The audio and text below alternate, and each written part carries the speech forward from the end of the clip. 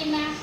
જય સરસ્વતી માં. આજે અમે ધોરણ 6 ના વિદ્યાર્થીઓ નામપદ અને તેના પ્રકાર વિશે વ્યાખ્યા બોલીશું. વ્યક્તિ, વસ્તુ કે પદાર્થને ઓળખવા માટે વપરાતા શબ્દને નામ કહે છે.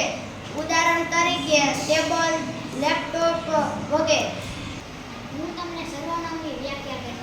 સર્વનામ નામને બદલે વપરાતો શબ્દ સર્વનામ કહેવાય છે. ઉદાહરણ તરીકે હું, તું, તમે, તેઓનું, તમનું અને તેઓ.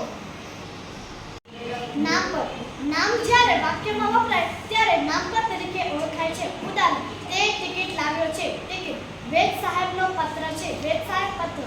એક વાક્યના એક કે એક કરતાં વધુ નામપદ હોઈ શકે છે.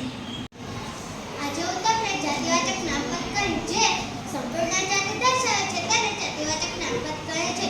ઉદાહરણ તરીકે ગાય, પશુ પક્ષીઓ, પર્વત, નદી જેવા વગેરે. આજે હું વ્યક્તિવાચક નામપદ બોલીશ. જે નામપદ એક વ્યક્તિ કે વસ્તુ કે પ્રાણીનો ઉલ્લેખ થાય છે તેને વ્યક્તિવાચક નામપદ કહે છે.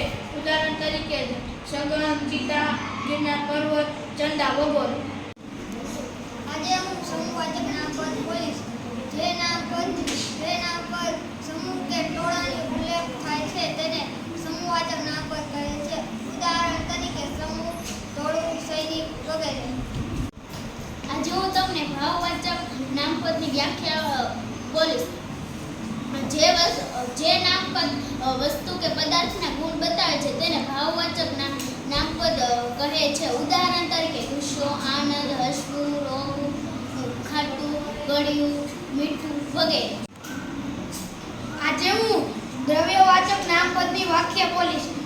જે નામપદમાં પદાર્થ કે ધાતુઓનો ઉપયોગ થાય છે તેને દ્રવ્યવાચક નામપદ કહે છે. ઉદાહરણ તરીકે દૂધ, ઘી, તેલ, સોનું, ચાંદી, લાકડું.